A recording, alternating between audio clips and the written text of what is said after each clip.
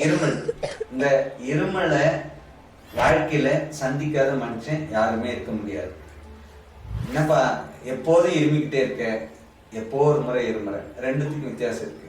ஏன்னா இருமல் எப்போது ஒரு முறை வருதுன்னா அது ஏதாவது ஒரு அந்நிய பொருள் நம்ம உள்ள போகும்போதோ அல்லது சளி பிடிச்சு கட்டியா மாறும்போது மட்டும்தான் நம்ம பார்த்துருப்போம். மற்ற டைம்ல இருமல் ஏற்படுதில்லை.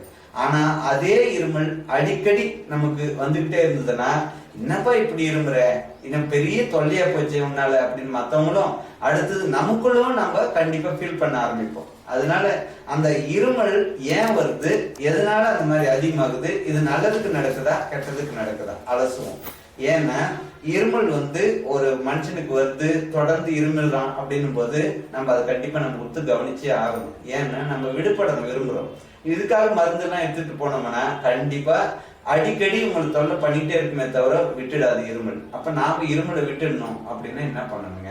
முதல்ல நம்ம உடம்புல என்ன நடக்குது? இருமல் வர்றதுக்கு முன்னாடி தும்மல் வருது. அப்புறம் அந்த தும்மல் நீர்த்தன்மையில் இந்த மாதிரி கட்டியாகி சளி கெட்டியாகி அதை வெளியேற்ற முயற்சிக்கிறதுக்கு வாய் வழியா பண்ணும்போது தான் லொக்கு லொக்குன்னு சவுண்டோட இருமலும். அப்போ இந்த மாதிரி சளியை உற்பத்தியை நம்ம கரைச்சிட்டோம்னா கண்டிப்பா சீக்கிரம் இருமல் குணமாயிடும். அப்போ இந்த சளி தான் இருமலுக்கு காரணம். அந்த ஃப்ரோசன் கோல்டுன்னு சொல்லுவாங்க, அதாவது கெட்டியான சளி. இந்த சளி நம்ம சேராம ஆரம்ப கட்டத்துல தவிர்த்துட்டோம்னா கண்டிப்பா இருமல் வராது. சரி, எனக்கு வந்தாச்சு, சளி கெட்டியாயிடுச்சு, இப்போ லொக்கு லொக்குன்னு இருமல் தொடர்ந்து இருக்கு, இதுக்கு என்ன பண்ணணும்?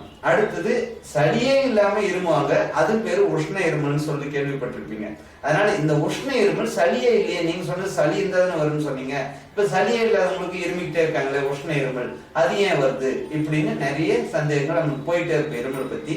இருந்தாலும் ரெண்டுத்துக்கும் கொஞ்சம் வித்தியாசமான ஒரு இயற்கை வழியில சிகிச்சை எடுத்துக்கலாம். இல்ல நான் எதுவுமே எடுத்துக்காத மாதிரி இருக்கணும்னா இந்த நான் சொன்ன பாதையில சளி பிடிக்காம உடம்பு பார்த்துக்கிட்டோம்னா கெட்டியாகாம இருக்கும்போது கண்டிப்பா இருமல் வராதுங்க. இதுதான் நேரான ஒரு வழியில பயணிக்கிறவங்களுக்கு இருமலுக்கான விளக்கம். சரிங்களா?